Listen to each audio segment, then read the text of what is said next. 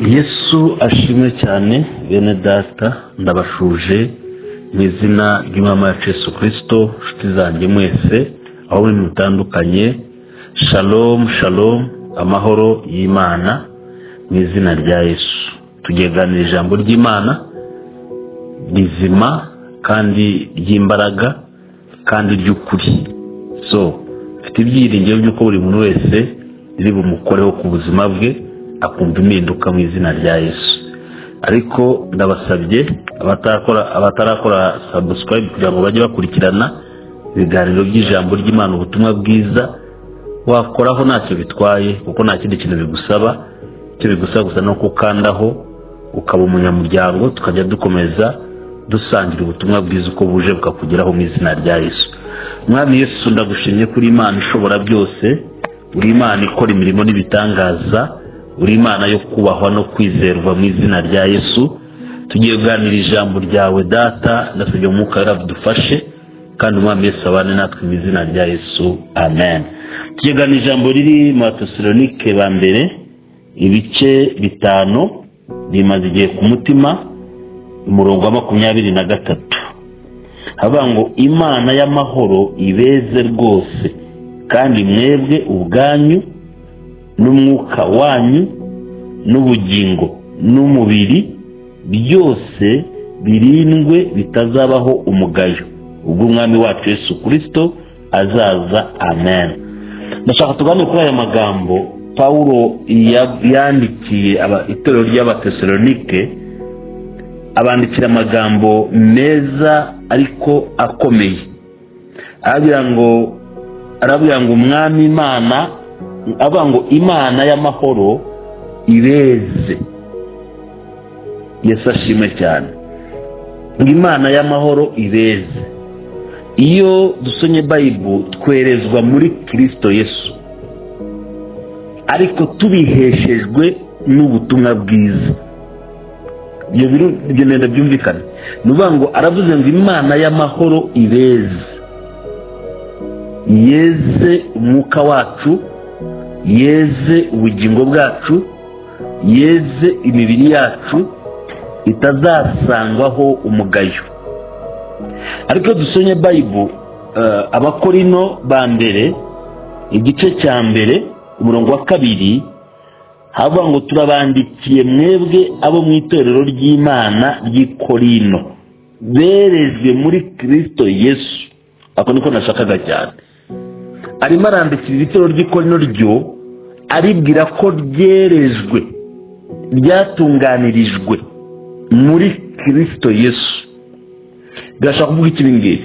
Birashaka kuvuga ngo abera batunganirizwa muri Kristo Yesu babiheshejwe n'ubutumwa bwiza. Bivuze ngo ubutumwa bwiza nibwo buduhishurira Kristo, tukamwizera, twangiza tugatunganirizwa cyangwa tukerezwa muri Kristo Yesu. Rero ushobora kuvuga ngo wowe uri muri Kristo Yesu warejejwe, nibyo, kuko uri muri Kristo Yesu warejejwe. Ariko nubwo wejejwe usabwa kurushaho kwezwa cyane, ko biravuga ngo tuva mu bwiza tujya mu bundi. Turezwa tugakomeza twezwa, tugakomeza twezwa.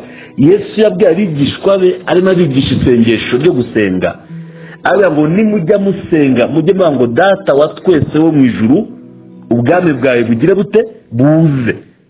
Kandi iyo turi muri Kristo sitiri ubwami bw'Imana babuhari. Ariko aravuga ngo mukomeze mu buhamagare mu gusenga buze. Bivuze iki? Bukomeze bugwire, bukomeze bube bwinshi, bukomeze buganze. Rero niyo turi muri Kristo Yesu tuba twejejwe, kuko tuba twejejwe ko Kristo ni uwera. Kandi avuga ngo amagambo ye naguma muri twe, sibyo, tuzaba abigishwa b'inyakuri, tuzaguma muri we nk'uko nta rumwe na se. Bivuze rero ngo nimba ubutumwa bwiza buduhesheje kuba muri Kristo, turerezwa, turatunganirizwa muri Kristo Yesu. Ariko iyo tumaze kujya muri Kristo tugatunganywa, turushaho kugenda dutungana kurushaho. Ndakwinjiza rero inshuti yanjye, ndakwinjiza dukurikije ibyanditswe byera, Kristo agutunganye kurushaho, agukure ku rwego ruriho, agushyire ku rundi rwego rw'ubwiza mu izina rya Yesu Kristo w'i Nazareti. So tujyaga nayo kuri bino bintu yavuze Pawulo, avuze ibice bitatu. Aravuze ngo Imana yeze umwuka wacu, yeze n'ubugingo bwacu n'imibiri yacu. Nuvuga ngo ntabwo umuntu akwiriye kwezwa igice, ahubwo ni ukuvuga ngo ni ukwezwa ubuzima bwacu bwose, igice cy'umwuka n'icy'ubuzima n'icy'umubiri ngo byezwe. Haleluya, Yesu ashimwe cyane. Mvuze ngo si ukwezwa ibice bice. Muri Kristo Yesu tugomba kwezwa twese mu buryo bwuzuye, tugomba gutunganywa. Igice cyacu cy'umwuka kigomba kwezwa muri Kristo Yesu. So rero njyagana kuri ibi bintu, ni ukubera iki igice cyacu cy'umwuka gikwiriye kwezwa muri Kristo Yesu? Icyambere, igice cy'umwuka nicyo cyumba cyangwa se niyo pati duhuramo ubusabane bwacu n'Imana, nicyo dusabaniramo n'Imana. Yesu ashimwe cyane. Cyangwa se niho tumenyanira n'Imana. Reka dusome, turavuze ngo tugiye kureba bino bice uko ari bitatu bigize umuntu, bigize ubuzima bwacu. Pawulo avuze ngo byezwe n'Umwami Imana. Icyambere ahereyeho ni igice cy'umwuka. Ni ukuvuga ngo igice cy'umwuka ku buzima bwacu kivuze iki? Ku Mana cyangwa kuri Kristo. Igice cy'umwuka cyacu niho dusabanira, n'ubusabane bwacu bwagukira n'Imana. Reka mvuge ngo nicyo gice duhuriramo n'Imana. Haleluya. Reka wenda dusome imirongo mikeya, indi muzayisomere. Reka dusome ubutumwa bwiza uko bwanditswe na Yohana, ibice 4 umurongo wa 23, ibice 4 umurongo wa 23.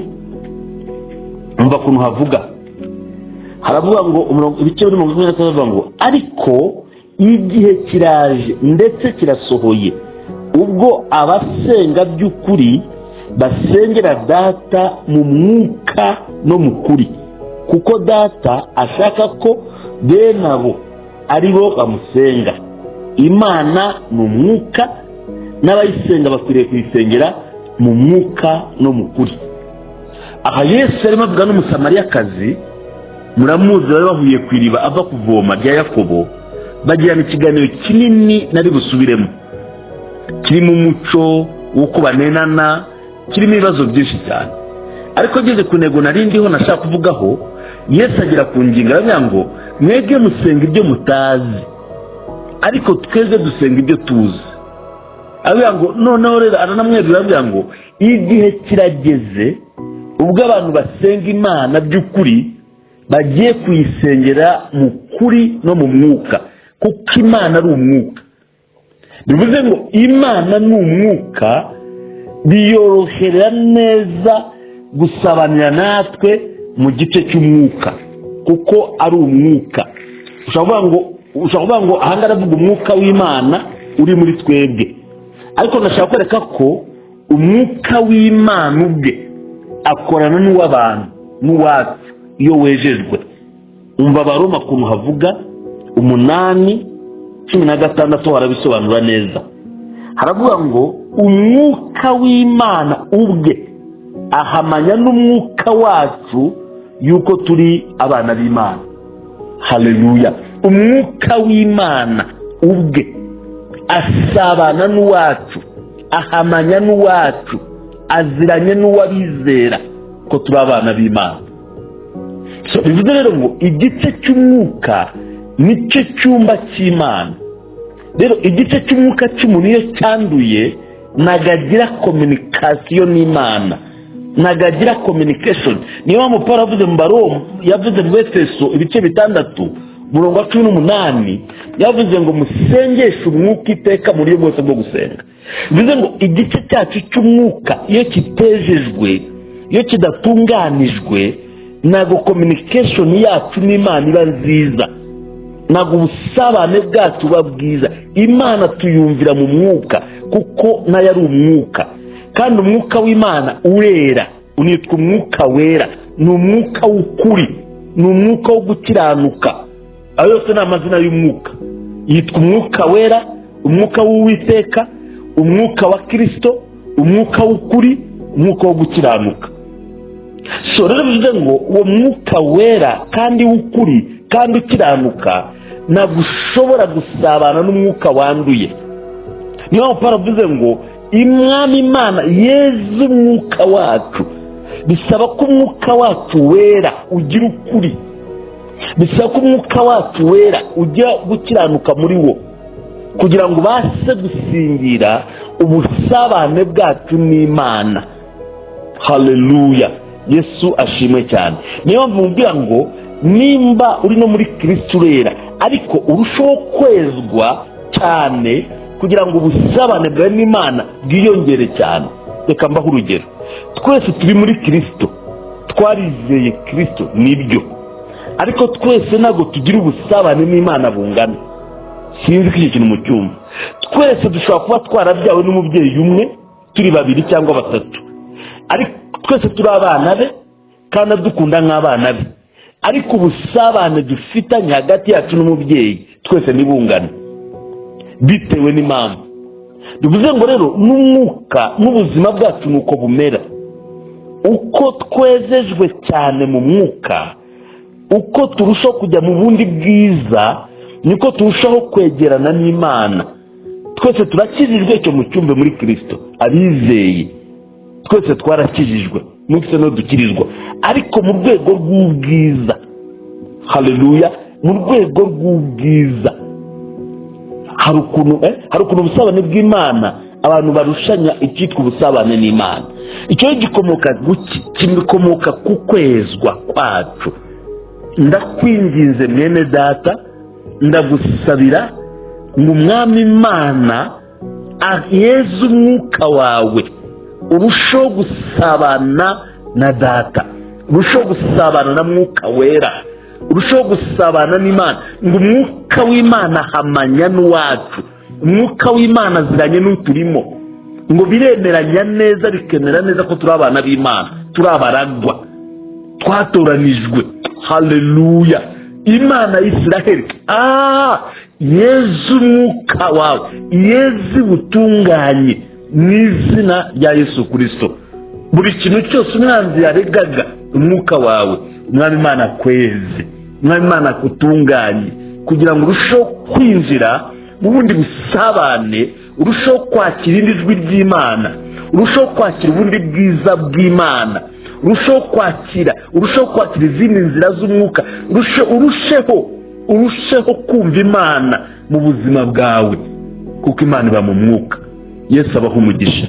Rero ni ingenzi ko tujya dusenga tuvuga ngo Mana weze umwuka wanjye, kugira ngo ubashe guhura n'uwawe, ubashe kugira communication n'uwawe, ubashe kugirana ubusabane n'uwawe, ubashe gusobanukirwa icyo umwuka wawe wo gukiranuka uvuga mu izina rya Yesu. Tugomba kwinginga Imana, tugomba gusenga Imana, tugomba kubibwira Imana, tugomba guhendahenda Data, ukabwira ngo Mana umwuka wanjye wezwe, kugira ngo urusheho kuryoherwa n'ubumana, urusheho kuryoherwa n'ubwiza bw'Imana. Iyo umuntu umwuka uri hamwe n'uw'Imana bikorana, n'uburyohe bw'ubumana burushaho kwinjira, kunyoterwa. Burya umwuka uri connected n'uw'Imana, kunyoterwa, iyo nzara, iyo nyota, ubwo buryohe wumva, ayo mashimwe wumva mu mutima, ibyo bimenyetso byumva by'ubumana bikurimo, burya nuko umwuka wawe uba uri hamwe n'uw'Imana, byacomekanye. Imana ni umwuka, wumva rero igomba icomekane n'umwuka wacu, two kuba ari twebwe ahubwo aba ari ikora. Umwuka ayobora ubuzima, iyo akuvuyemo ubuzima burahagarara. So rero bavuga ngo umwuka wera azayobora ubuzima bw'abizera. Birakwiriye ko umwuka acomekana n'uwawe, akaba ari ujya guhitiramo akuyobora, kuko yamaze gukorana n'uwawe.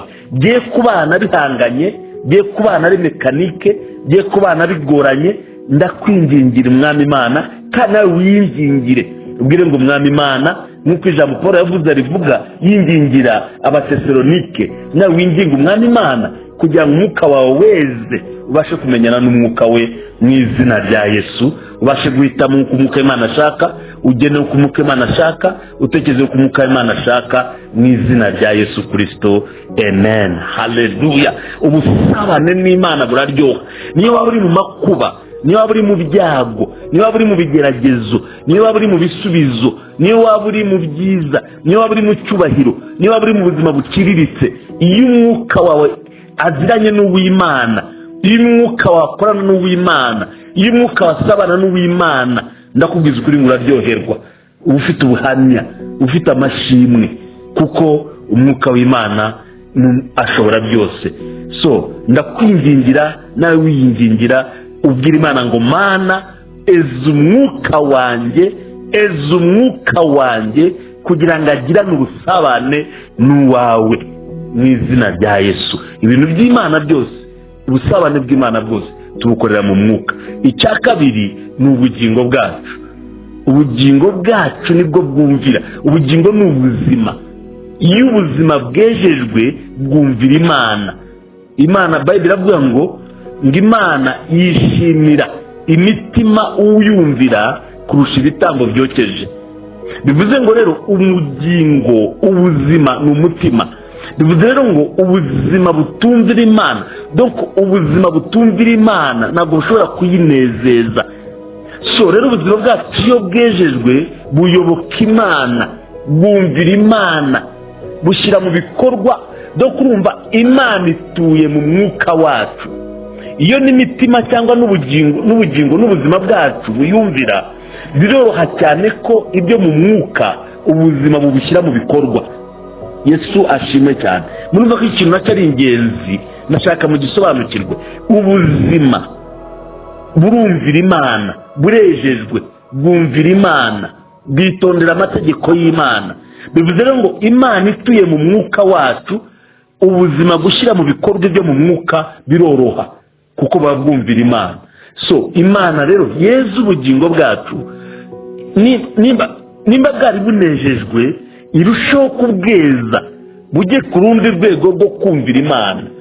Haleluya. Iyo tuvuga ubutumwa bwiza ntabwo tuba duca urubanza, ntabwo tuvuga ngo ntabwo twejejwe, ariko tuba dusabwa kongera, kandi kongeraho ukundi kwezwa, kongeraho ukundi bwiza, kongeraho ukundi kumvira.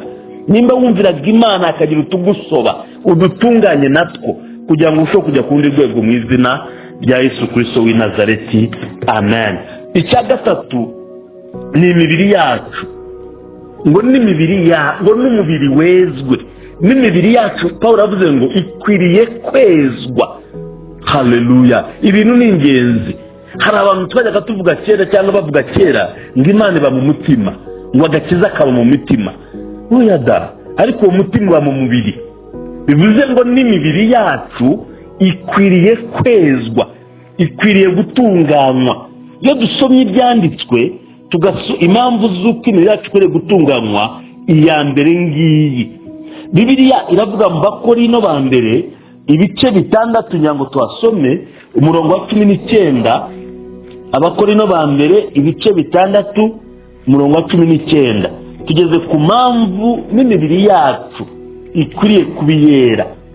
Abakorino ba mbere ibice 6 umurongo wa 19 haravuga ngo mbese ni muzi yuko imibiri yanyu ari insengero z'umwuka wera uri muri mwe, uwo mufite wavuye ku Mana, kandi ni muri abanyu ngo mwigenge. Amen. Murabyumva ibyo? Bible iravuze ngo imibiri yacu yitwambaye dufite, kuko twizeye yahindutse insengero z'umwuka w'Imana. Kristo niwe mwuka. Yabwiye abigishwa ngo ndagiye kwa Data, ariko simbasize mwenyine, nzazaho muri mbane namwe, ngo ariko ab'isi bazaba batakimbona kuko nzaba ndi muri mwe. Yesu niwe mwuka uba muri twebwe. None navuze ngo imibiri yacu ntabwo ikiri yacu ngo tuyikoreshe ibyo twishakiye, nta nubwo ikiri yacu ngo tuyigengeho, ngo ahubwo imibiri y'abizera yahindutse insengero zo kubabwamo n'Imana mu mwuka. Haleluya! Wowe uri urusengero, uwo mubiri wambaye ni urusengero rw'Imana. Ntabwo ukwiriye kuwukoresha ibyo ushaka, ntabwo ukwiriye kuwujyana aho ushaka, ntabwo ukwiriye kuwujyana mu bapfumu, ntabwo ukwiriye kuwujyana mu busambanyi, ntabwo ukwiriye kuwujyana mu biteye isoni, kuko uwo mubiri wambaye ni urusengero rw'Imana, cyangwa se ni urusengero rw'umwuka w'Imana. Uwo mubiri ugomba gukora ibyo Imana ishaka. Haleluya! Ya Mana ituye mu mwuka, ya Mana ikorera mu mwuka wacu isabana, ya Mana ihura n'ubuzima bwacu buyumvira, igomba no kuba iri mu mubiri uyumvira. So rero iyi mibiri yacu hari igihe tuyifata uko idakwiriye gufatwa. Umubiri w'abizera uba ufite agaciro kuko uba urimo ikintu cy'agaciro. Reka mbaho urugero rworoshye. Nimba Kristo ari muri twebwe kandi twambaye iyi mibiri igomba kugira agaciro. Reka mbabwire, murabona envelope cyangwa se ishashe. Iyo envelope itarimo ikintu, ushobora kuyifata ukayicanisha imbabura, ushobora kuyifata ukayikoresha ibyo ushaka, ushobora kuyijugunya muri puberi. Ariko uramutse ufashe envelope ukayishyiramo miliyoni 5 z'amafaranga cyangwa se z'amashiringi, cyangwa ukayishyiramo amadolari, iyo envelope ntabwo ushobora kuyikura ku ruhande rwawe. Envelope yagize agaciro bitewe n'ikiyirimo, kuko iyo envelope ibitse ifite agaciro, nayo ifite agaciro, ntabwo ifatwa uko biboneye. Yesu ashimwe cyane. Ariko uramutse ufite envelope irimo ayo mafaranga mvuze, nta nubwo uyikuraho akaboko. Niyo utekereza ukibagirwa uhita ujya gufataho ngo urebe ko ihari, kuko ariko itarimo ayo mafaranga wayitera umugeri. Bivuze ngo n'iyi mibiri yacu kuko ibitse umwuka w'Imana uyibamo, ntabwo ikiri yayindi yo gukoresha ibyo dushaka, ahubwo ifite agaciro igaheshejwe n'ikibitse. So rero ntabwo umubiri wawe ari uwo gukoresha ibyo ushaka, ntabwo ukiri uwawe ngo uwugenge, ntabwo ukiri uwawe ngo ukoreshe ibyo wihitiyemo, ahubwo umubiri ni urusengero rw'umwuka w'Imana. Ugomba kwemera umwuka akaba ari we ujera uwo mubiri, akaba ari we uyobora, akaba ari uganisha ashaka mu izina rya Yesu. Icya kabiri, imibiri y'abizera ni ingingo za Kristo. So 15:15 Abakorinto ba mbere havuga ngo nimuzi yuko imibiri yanyu ari ingingo za Kristo, mbese noneho ntore ingingo za Kristo mwazihindura ingingo za maraya ntibikabeho. Haleluya! Aha Paulo yabivuze neza rero mu Bakorinto, aravuze ngo nimuzi ko imibiri yanyu ari ingingo za Kristo, twafatanijwe na Kristo binyuze mu kumwizera kubw'ubutumwa bwiza. Haleluya! Twafatanijwe na Kristo. Imibiri yacu kubwo kwizera Kristo irimo uturemangingo twa Kristo, sibyo? Badupimye DNA yacu bakayipima, basanga harimo uturemangingo twa Kristo binyuze mu kumwizera. Biravuze ngo ingingo zanyu bizera. Torero ry'Imana niko yavuze, nimuzi ko ingingo zanyu, nimuzi ko ingingo zanyu zafatanijwe na Kristo, nimuzi ko ari za Kristo. Mbese ingingo za Kristo zakora ubumaraya ngo ntibikabeho, ntibishoboka. Ingingo za Kristo zirera, ingingo za Kristo zirakiranuka. So rero nimba ingingo zacu zafatanijwe na Kristo, harimo uturemangingo twa Kristo binyuze mu kwizera Kristo kubw'ubutumwa bwiza, tugombye guhora tweza uyu mubiri tukanawurinda nk'uko Kristo yirinze muri iyi si ntiyandure. Natwe tugomba kurinda uyu mubiri wacu, tugomba kurinda ingingo za Kristo, tugomba kuzikomeza, tugomba komeza kuzeza mu izina rya Yesu Kristo. Amen. ikindi gikurikira icya gatatu aricyo ngiye gusorezaho, ingingo umubiri wacu. Abaroma Pawulo kunabise 12, Abaroma 12 umurongo wa mbere, umva kuntu Pawulo avuga: nuko bene data ndabinginga kubw'imbabazi z'Imana ngo mutange imibiri yanyu ibitambo bizima byera bishimwa n'Imana, ariko kuyikorera kwanyu gukwiriye. Amen. Pawulo aravuze ngo dutange imibiri yacu ibi bitambo bihimbaza bishimwa byera. Bivuze ngo imibiri y'abizera ni ibitambo byo guhimbaza Imana no kuyiramya. Imana irera, so rero n'ibitambo byayo bigomba kuba byejejwe. Yesu atugiriye neza. Ntabwo uwo mubiri wambaye ari uwawe ngo ukoreshe ibitagira umumaro. Uwo mubiri wambaye ntabwo ari uwawe ngo ukoreshe ibiteye isoni. Uwo mubiri wambaye ni uwo guhesha Imana icyubahiro. So rero ijambo Mwuka amaze iminsi arishyira ku mutima kandi aringaruramo cyane, ngo dukwiriye kwezwa n'abejejwe, dukwiriye kujya ku rundi rwego rwo kwezwa kurushaho, kugira ngo tubashe gusingira ubuntu bwa Kristo. Uko tugenda twezwa dutunganywa niko tugenda dusa na Kristo. Haleluya. Tugomba gusa na Kristo mu mwuka no mu buzima no mu mubiri. Yesu abaha umugisha, Yesu abaha uko gutunganywa, abejejwe twezwe kurushaho, abasabanaga nawe basabane kurushaho, abamwumvaga bamwumve kurushaho, ababonye ineza ye bayibone kurushaho, uwamwizeye amwizere kurushaho, uwo mwagendanaga mugendane kurushaho, uwo mwavugana gusinziriye mutangire kuvugana murebana. Mose atangira kuvuga, reka mbabwire ukuntu ubwiza bw'Imana bukura, munyumve neza. Mose atangira kuvugana n'Imana, batangiye bavuganira mu gihuru hagati harimo umuriro. Ariko uko Mose agenda yitaba umuhamagaro, agenda yegera Imana, agenda akurikira ijwi ry'Imana, yageze ubwo avugana n'Imana bari ku musozi bombi. Yageze ubwo amarana nayo iminsi 40 n'amajoro 40 baganira ku biriho n'ibizaba.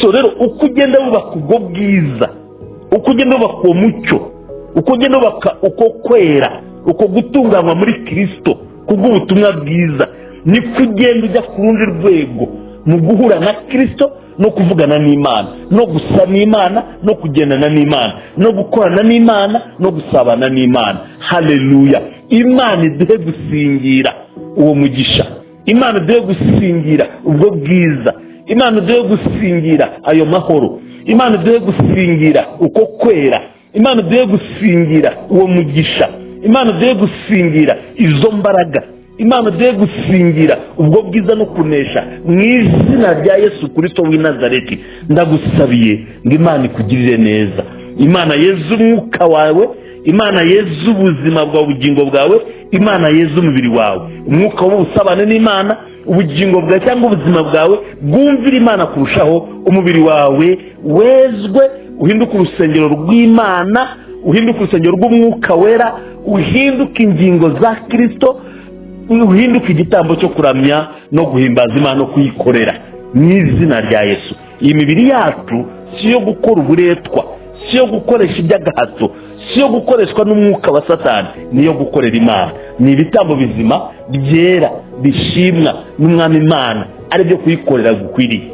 Icyo ni Imana ishakaho, ni Imana igushakaho, uzumva ubutumwa ni Imana imuhamagarira, ni Imana idutuma, ni Imana idutunganiriza muri Kristo Yesu binyuze mu butumwa bwiza. Mwakire ubutumwa bwiza, mwakire guhindurwa, mwakire kubabasha, mwakire ubwiza, mwakire umugisha, mwakire amahoro, mwakire imbaraga, mwakire kwaguka, mwakire kunesha, mwakire kubohorwa, mwakire guhindurwa baca, mwakire umugisha, mwakire imbaraga z'Imana, mwakire kubaho kw'Imana. Haleluya. Lilasiya. Mwakire ibimenyetso n'ibitangaza mu izina rya Yesu. umwami Yesu aguhembure, umwami Yesu akugirire neza, umwami Yesu akwagure, umwami Yesu aguhe umugisha, umwami Yesu agushyigikire mu izina rya Yesu. Ibyo byari bifunze, byari byanze kwemera, ubusabane bwawe n'Imana butangire gukingura imiryango mu buzima bwawe, butangire gukingura ibyishimo, butangire gukingura amahoro, bitangire gukingura umunezero, bitangire kuba umucyo mu izina rya Yesu Kristo. Yesu avuze ngo ndi umucyo w'isi, data ngo naramuritse, baranyemeye banze kwemera, ariko reka wemere uwo mucyo wa Kristo ukumurikire, ubutumwa bwiza bukumurikire, ubuzima bwawe bube umucyo, buve mu mwijima, butari bufite ibyinjiro bugira ibyiringiro, mu izina rya Yesu rikomeye kandi risuma amazina yose. Shalom shalom. Yesu abaha umugisha, kandi nzi ko agiye kubagirira neza, kandi nzi ko agiye kudutabara, kandi nzi ko ari mu ruhande rwacu, kandi nzi ko ari muzima, kandi nzi ko agiye kutwishimira, kandi nzi ko ari hamwe natwe. Haleluya. Mwakire imbaraga z'Imana, mwakire umugisha, mwakire guhemburwa, mwakire amahoro, mwakire ibitangaza. Haleluya haleluya haleluya. Mwakire mu izina rya Yesu rikomeye kandi risumba amazina yose. Amen. Shalom shalom. Yesu akomeze kubitaho, amahoro y'Imana abane namwe, abari nijoro ryiza, ku manywa meza, abari mu gitondo cyiza. Yesu abiteho mu izina rya Yesu Kristo. Abazumva ubutumwa n'abandi bazabwumva, Yesu azarushe gusabana namwe. Yesu abaha umugisha. Abatakora subscribe uze kuyikora, dukomeza tubane, dukomeza tuvugana ubutumwa bwiza. Yesu abaha umugisha mu izina rya Yesu. Amen. Ndabakunda cyane, na Yesu arabakunda kurushaho mu izina rya Yesu. Amen.